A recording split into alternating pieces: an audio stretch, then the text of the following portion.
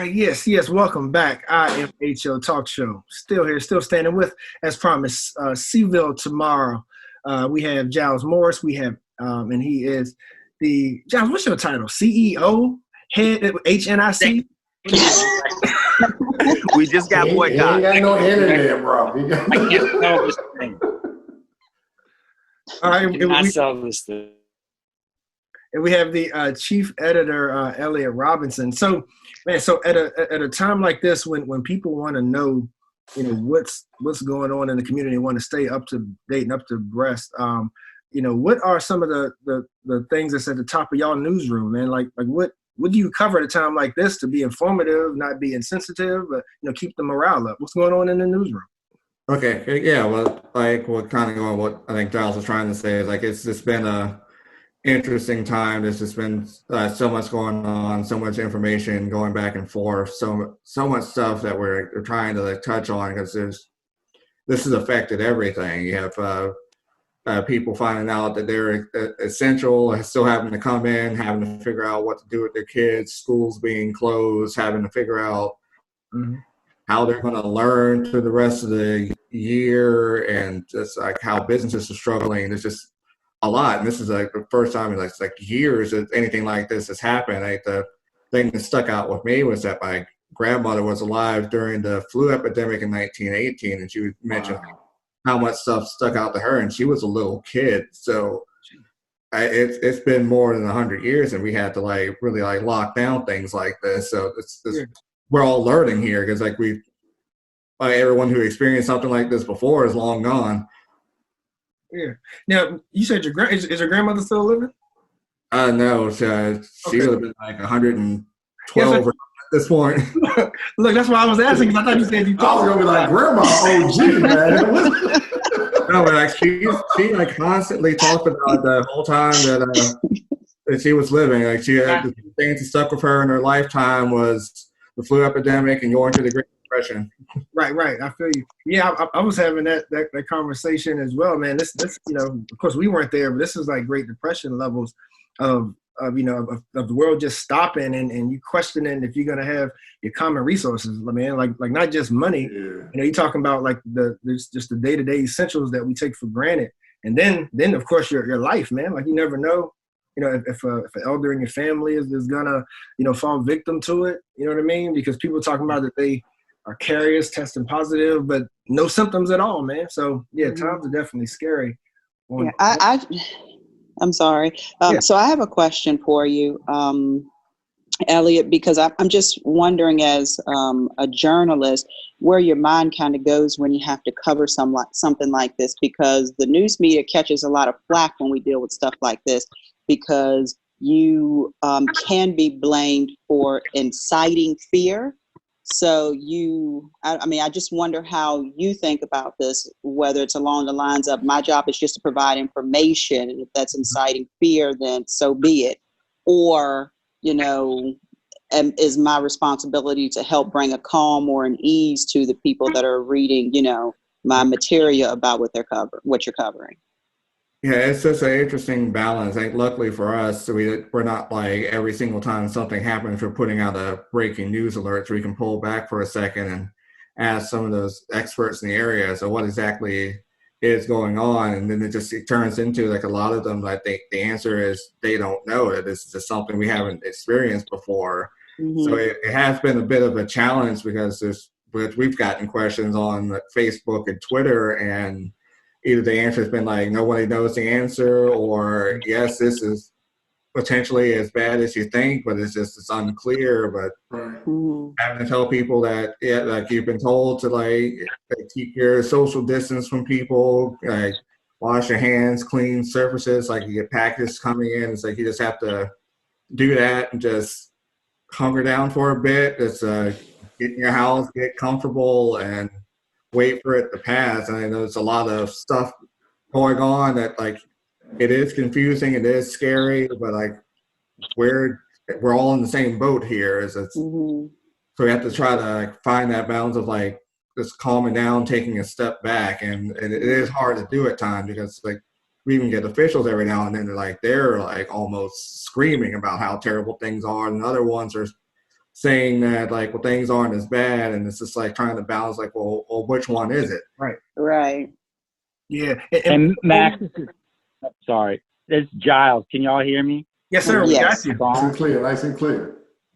I was just going to say, I think we were getting a little bit more flack on the front end, Max, about that inciting fear or making something bigger than it actually is. I was saying, we kind of made a decision on Thursday morning 2 weeks ago that we were just going to do our whole focus on this because we could feel it coming in the media just by watching DC and Richmond. We could just feel that it was coming our way. And the public hadn't reacted yet. So we kind of got out front of it. And I think we earned some trust from our readers because on the back end, when it did get bad, our tone didn't really change, whereas a lot of other people kind of jumped into the news cycle. And, to be clear, man, the way we were talking about it a few episodes back, but the way for-profit news media works these days is when the algorithm shows the attention, it puts all of its resources there. So it does create panic, right? It does create a single-minded framework, but our decision to jump there was to say, look, the community is going to be in this. The community's interest is going to be getting through this. And as public service journalists, our job is to be there with them on the information front, right? To make sure that we can hold the systems accountable to the quality and timing of the information they're getting out. Yeah. Hey, General. And I really kudos to you guys for getting on the mic that same first weekend when things were really confusing, right? And knowing that there was kind of trust, mistrust, fragmented information issues, you guys just kind of got on the mic and said, hey guys, this is what we know. Thank you. Because Reza is the Charlottesville Peter Green. You know who Peter Green is? I know who Peter Green is. Look now, like this is God. Let me show y'all how God works real quick. All right, like so this morning I was laying in the bed thinking it was gonna be a chill Saturday, right? I turned on the TV. One of my favorite movies of all time, Talk to Me, comes on. Anybody seen Talk to Me? No. Talk to Me. Oh, come on, y'all black folks. Oh, Don Cheadle, right? Yeah. So Talk to Me reminds me of IMHO in a lot of ways. Talk to Me was, it was a radio station, and they were trying to find a voice for their community, someone that could connect. So you had Dewey and you had Petey. Dewey was a black guy at the station, sort of running it like a corporation. Petey, was a guy from the streets. He comes in. Of course, the people there didn't really want him there. He was too unpolished, but he was able to reach the people. And he was on air doing tragic times. We've been on air doing 8/12. We've been on air doing this COVID-19, so many other things. And so he was on air when MLK, Dr. King, was assassinated. And he's credited for keeping DC from burning down because his voice on the radio was what the people needed. So we definitely shouldn't take our jobs lightly. Yeah, but I think all of us went through our range of emotions, or at least I did, as far as whether or not to be a part of that show. Because, people are, running, ducking, hiding, Corona's out and we don't know which direction it's coming from. So it's like, do I go into the station? Do I have this, interaction with the other co-host? I think Aaron was like, I'm following protocol, home. So, that's not to say that everything that was going on and that we were hearing was not affecting us, but, we certainly felt that it was more important to help serve the people, Yeah. Hey, so Giles, so before we hit the other, your newsroom topics, I wanted to stay with the question that Max asked, and Elliot answered it. Thank you for that, Elliot. But I'm curious about what's the art, behind journalism of taking a balanced approach. And I don't even know, it may be something that's just intuitive to a journalist or to a writer. But what makes me think of it is I'm watching President Trump's conference, and I'm curious what Aaron has to say about this too. But I'm watching the conference, Giles and Elliot, and his press conferences. I'm thinking that these are moments to where the nation could, who maybe beforehand didn't like him, could look at this moment and say, you know what, I didn't care for him too much, but now, he's not that bad. But instead of him uniting the country, all I hear is just political talking points, and I hear about what he's doing, and it's not even honesty about the state that we're in and the state that medical facilities are in. I'm in the healthcare system. And for him to be up there talking about everybody has what they need, supplies on the way, it's just not true. So I'm curious, guys, on from a journalistic standpoint, like what's the balance? Like, what's the skill there to be able to clearly communicate, like without being too polarizing? Yeah, I mean, let me just contextualize this by saying, so this might sound like a strong statement, but, you guys said you were on the air during 8/12, and you know what that meant for Charlottesville and what it still means. In journalism, in print media, and in news right now, this is an event of similar magnitude.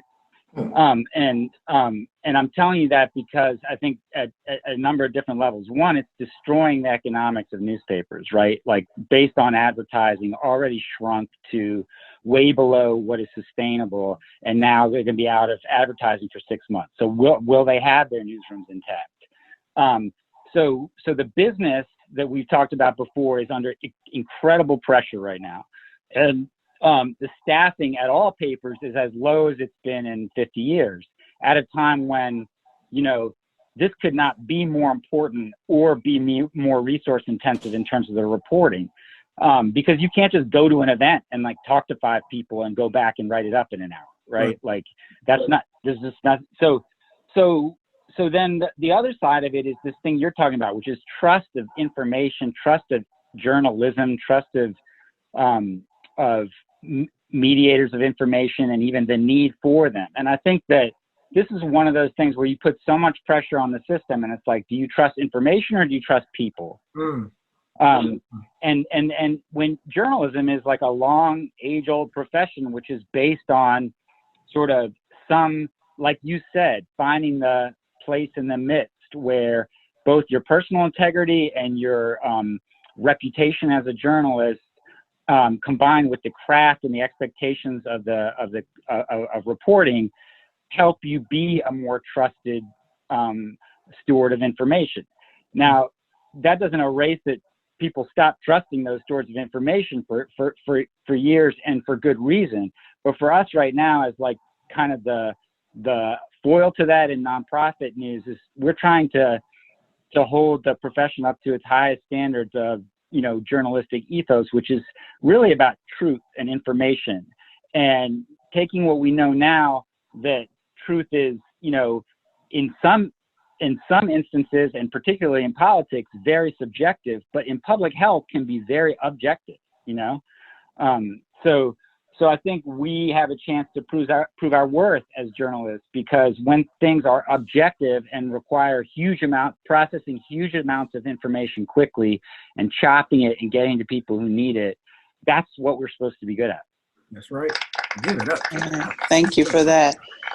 So family, you're tuned into IMHO on 101 Jams. We're speaking with the people of Cville tomorrow, Giles, Amorse, and Elliot. I'm sorry, Elliot, what's your last name?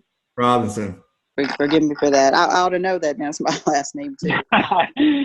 Yeah. But we appreciate you guys. It's always good conversation when we talk to you. We're going to take a quick break. When we come back, more conversation with Cville tomorrow. You're listening to In My Humble Opinion with Maxilia Robinson and Charles Lewis, only on 101.3 Jams.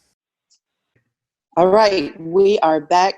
As promised, we're speaking with our good friends at Cville tomorrow, Giles and Elliot. Aaron, I think you had a question for them. There was actually a question and a comment a little bit. I think Giles and I, a couple of weeks ago, we were talking about, I don't even know if it was a couple of weeks ago, Charles, but it seems like everything that we're talking about now is kind of like all coming together. And one of the first things that I noticed is, and I put it on my Facebook page, maybe about 3 or 4 days ago, is the international media being totally different from local media here, and just how it's even being covered. And one of the things I wanted to ask Giles about was, I saw a story about 3 weeks ago, and I had sent it to Charles and Max, and if you guys remember, it was about people in Ohio, possibly there being 100,000 infections that nobody heard about. But I didn't get that on U.S. media. I got that on Al Jazeera. And I was like, man, this is really odd that I'm seeing this on international media and not on our local media. I would think that the president should be talking about one of the hugest states in America with a huge dense population. Can we talk about I guess you talked about objectivity, but specifically how people are picking and choosing what stories to put out there? And like Charles said, is there a responsibility at all? Well, it's obviously it's variable. I think one thing to say is it's pretty clear now in hindsight that there was a lot of information control going on at the highest level in the U.S., right? So because when you see like the whole thing where like Senator Richard Burr, who was the chair of the Senate Intelligence Committee, sold his stocks that were going to be affected by Corona a month before it, quote, hit, right? So they were getting briefed at the highest level that a major tidal wave was coming and still not talking about it or briefing the press, maybe not even briefing public health officials at the highest level. And this is one of the things where you want to talk about government and how governments are run and journalism and how the profession should be. We've sort of devalued like the systems of government over the last 8 years, so when you don't have empowered cabinet secretaries who have their autonomy and they can make sure that they have access to the information that the Senate Intelligence Committee has, if you don't have that level of clout in your administration, in your cabinet administration, it's all concentrated in the press, well, you're in danger of this, right? And so I think, and then on the media side, Fox has so much to lose by being misaligned there that they aren't going to go there. And to your point, I think as journalists, one of the biggest challenges of the last couple of weeks has been you are reliant on public health officials to confirm data and information, right? So, we had this back and forth on a public Facebook group that we're on called Ask a Reporter, because I was like, at what point do we stop taking the BS answer of the health department around cases when we know there's more cases inside because we're hearing it from inside?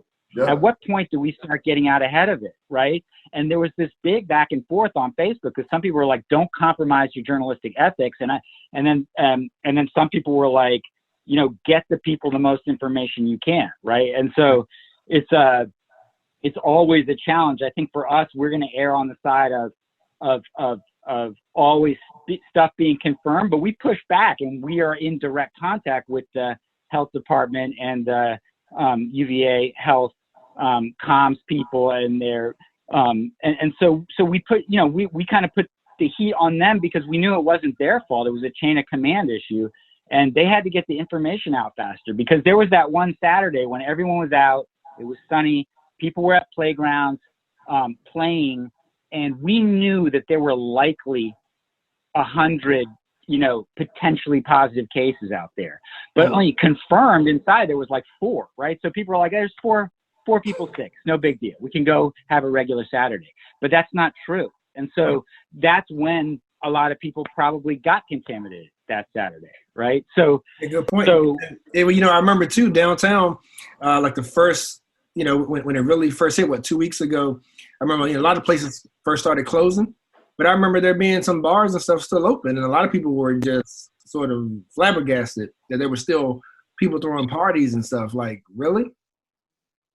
Yeah. Hey, Charles. But Aaron, your bigger question about like media, and I'm saying this is kind of like the ice age for media right now. The dinosaurs, this is the thing that pushes the dinosaurs over the edge, right, both financially and from the perspective of trust, right? Because those are the two things where they don't have a business model that works and they've lost the trust of communities. And, this is the time when people have to invest in a different model because I've seen op-eds saying this should be a newspaper bailout, right? And I'm like, so you're going to bail out vertically integrated businesses that have been consolidating newsrooms in locals for 20 and 30 years now? You're going to bail out guys who have been essentially picking off and devaluing the local newsrooms at the daily papers of record to the point that, it takes a startup nonprofit to try to do real journalism in the community. That's not right, you know? Hey, Troy, you had something? Yeah, you know the problem I have is that we are blaming the people for spreading this disease when in actuality, it's because they are misinformed by the healthcare profession. You know, I have said this ever since the show started. I do not trust the healthcare profession because money is tied to it. Mm-hmm. And everything from weapons of mass destruction will get thousands killed if it's going to make money. So this, to me, this is Razor's opinion, is no different. We're blaming the victim. We're telling everybody to stay at home. You're causing this. You're causing that because you're out here. But in actuality, just like Giles just said, when they said it's not that big of a problem and everybody was out there enjoying themselves, and that's how it got spread. Well, if you tell people the truth, then they can make an accurate decision on what they do. Mm-hmm. Now, I agree with you stop there. Blaming the victims and blame the people that's really in charge. Yeah, now I agree with you. But what I will say, though, is at the same time, it's like we get caught up in conspiracies, too, though, right? It's like, so sometimes people don't accept the information that they're given. Like with the, you know, I mean, like they have that right to do that because we all know that there's been a lot of, you know, fallacies and a lot of, you know, like hidden things going on when it comes to how diseases start and how they spread, you know. So while I agree with you, at the same time, like we got to be able to separate truth from conspiracies too. But the only reason we have conspiracies is because the government tells us that ain't true. I feel you. Yeah, so that's that. When Trump was talking about this is fake news, then it became a conspiracy. It doesn't mean that it's not true. It's just that you have somebody that has more power to be able to tell you that your lying eyes ain't telling you what you see. And we also got to be willing to play it safe too, you know, because, you know, one of the big things that happened was, especially young folk, you know, like teenagers and stuff, they were saying like they were still taking trips, going to airports because it was so cheap to do that, you know. Yeah, they were. Yeah, because a lot of times people feel untouchable. You know, we all been teenagers, thought, you know, life would be forever. You know, so some of it is a little, you know, like a naiveness, naivety, whatever the word is. but yeah, like, you know, like at this point, I think everybody knows, you know, to play it smart, play it safe. I hope we know, regardless of where it's coming from. But Elliot, I think you would chime in. We definitely want to make sure that you let us know, you know, like what's on top of the newsroom right now. Like what are y'all covering? Yeah, I was just wanted to mention this, like with this conversation is that it kind of all comes together. Is that these other international outlets were talking about how much of a danger it was, and then it pretty much nobody was saying that in the U.S. And there has been with that legacy journalism, so many things have been dismantled. Is that there's so many papers don't have bureaus in Washington. There's like meetings of these officials that are public that no one shows up to anymore. So we were just getting what the officials saying it's okay, and no one was in those other meetings where they were saying that it actually isn't okay. Or you get the smaller papers where they don't have the manpower, and like there's an outbreak in New York, and it just comes to that, oh, well, it's a New York problem. Our readers don't need to care about that. And we all kind of wound up playing catch up as a whole because of that. And it's like, well, everyone else knew what's a problem, and we were just as slow to react to what was going on globally, and that it was coming here and it was already here. So do you anticipate something as huge as this pandemic that we're dealing with changing the trajectory of like our news media or our journalists in the way that we handle information, relay it? I mean, I know you can only relay as much as you're given, but with all the issues that you pointed out in terms of how it has been handled across the nation, do you or Elliot anticipate this? Personally, I hope that this wakes some people up, that shows like the blind spots that we have and what we need to reinvest into, because otherwise people aren't going to learn a lot of crucial things until it's entirely too late. Mm-hmm. Yeah, for sure. Yeah. So how about we take another quick break and then we'll come right back, guys, you know, to close out however you want in Cville tomorrow fashion. That sounds good? Yes, sir. Sounds good. All right, so IMHO Talk Show. Y'all stay tuned. Another special episode regarding our community and its response to COVID-19 virus. Y'all stay tuned. You're listening to In My Humble Opinion with Maxilia Robinson and Charles Lewis. Only on 101.3 Jams. Welcome back, family. IMHO. We're here. Community sticking together like we got to, playing it smart during these trying times. So y'all, hopefully this is starting the conversation. Hopefully this is, continuing the conversation. This is informing the conversation and so forth. IMHO Talk Show online. You can find us. And right now we are still joined by Cville tomorrow on this special edition. And so I want to kick it over to back over to Elliot and Giles.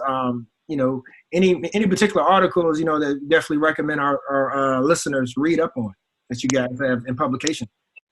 Well, one thing we'll have coming up by Monday is that we're looking at housing issues at the first of the month's coming up, and there's still questions about what are you going to do if you're suddenly unemployed and you can't make rent, or if that comes in the next 30 days. We also have been looking at what does this mean for small businesses, that we have the rules that are going to be coming down pretty soon, but there's still some questions on what exactly it'll do and how long these businesses can survive by modifying things in the past few weeks. And the other thing is just I came to look on the health side of this and seeing what does this mean? What are we doing here? What resources do we still have for people, and are we running low on things? Yep, that's and I think the main thing to communicate to people who want to get our content is we've had this one kind of landing page that's like a special landing page that it's like a timeline, and it's got links to all the sources. So if you're just an information junkie and you kind of want to know the latest or make sure you know everything, it's a really good resource. And that's the first thing you see if you go to cvilletomorrow.org. And then we're just going to be covering basically the impacts on every part of our community of the health part of this and the economic part of this, and just do as much of that as we can. So we'd love to hear from you if you have stories to tell, or you have trouble, or you're looking for resources and you want our reporters to chase them down and get you an answer. We've been doing that on Facebook. We've been doing that through email, and really just trying to work for the community right now. That's what public service journalism is supposed to be. That is right. Razor, Max, we're talking business here. I know Razor ain't gonna go quiet when we're talking about how the money is gonna be affected. You ain't gonna he could, but you could definitely speak to it firsthand because his barbershop was just recently ordered to be closed. So yeah. Wait a minute, Razor, you didn't rebel against the man.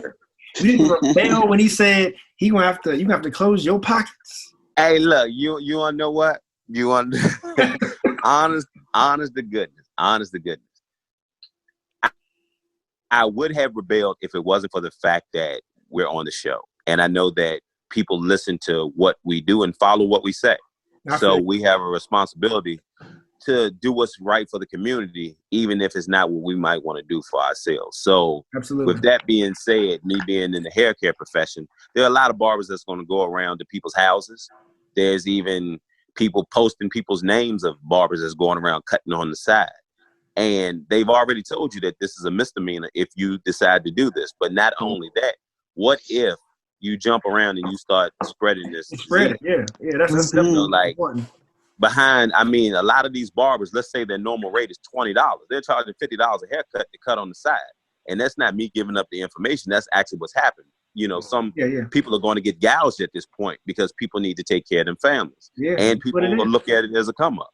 But me personally, I have to look at what's best for the community as a whole. Right. And not what just affects me and mine. Now, is it only a misdemeanor if you use your registered place of business? Like if I was to come to your house and get a cut, hint.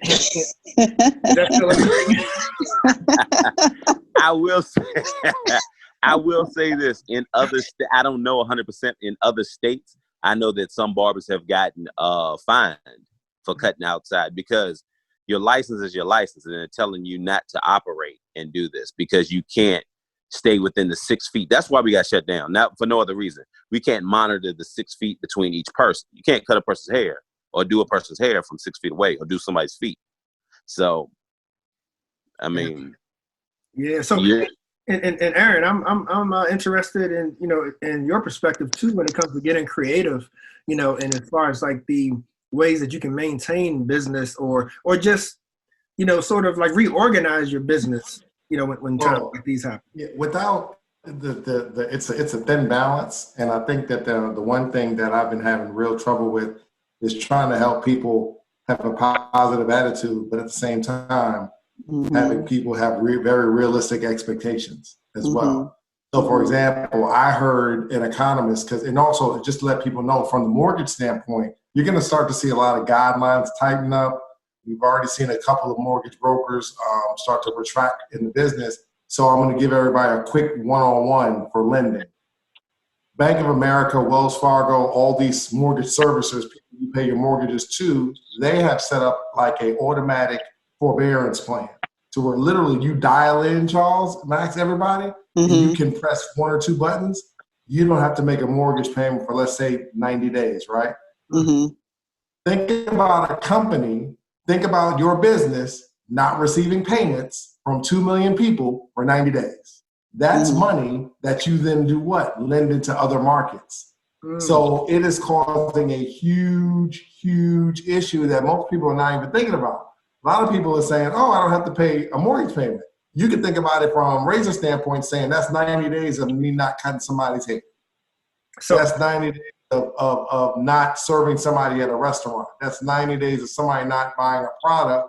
So the prices, the demands, everything's going to be in flux. So we're going to see a lot of changes. I think business owners, this is real time for all of us, whether you're in sales or not even business owner, just for people. Now's the time to get lean. And we've been talking about this, which is save your money. If you have an opportunity for a little bit other money to invest in some stocks that are really, really on sale right now, but it's really time to get lean, reprioritize, and take care of those bare essentials, because I just think things are going to get worse before they get better. But remember, there are going to be some business owners that walk out of here, Charles, and Razor will agree, somebody's going to walk out of here with an idea like, you know what, I went through this, but I was able to gain something from it. Absolutely. So it's just about having a positive attitude, but everybody's got to get realistic that, somebody said this to me the other day, and I really, really took it to heart. We had actually it was you, Charles. We had pre 9/11 and we had post 9/11. And we had pre-corona and we're going to have post-corona. And that's where we are. And everybody's got to start looking at the world like that. So, yeah. So we have come to the end of this segment, y'all. But Giles, any closing words? We do want to tell everybody to stay tuned. We have Alex London Gross joining us next with the PB&J Fund. Before we let you guys go, and feel free to hang on with us and continue lending your voice to the community. But Giles, any closing words? No, just thank you for having us on the show and letting us get our word out there. And please tune into our coverage if you can, or hit us up on Facebook if you have a question that you want us to run down as a news team. Sounds good. Well, thank you, gentlemen. As always, we appreciate your support and the transparency through media that you're providing to the community. And like we said, stay tuned. And all of our listeners, this is a special edition of IMHO with Charlottesville's COVID-19 response, making sure everybody's informed. We have great guests today to answer questions, to lend to the conversation. So y'all, get on our pages if you haven't yet. IMHO Talk Show. As we stream this special edition of IMHO, it's Charles, it's Max, it's Razor, it's Aaron, Cville tomorrow. And like I said, stay tuned. Next up, Alex London Gross. Everybody in it. Next up, Alex from PB&J Fund. Y'all stay tuned. IMHO. You're listening to In My Humble Opinion with Maxilia Robinson and Charles Lewis, only on 101.3 Jams.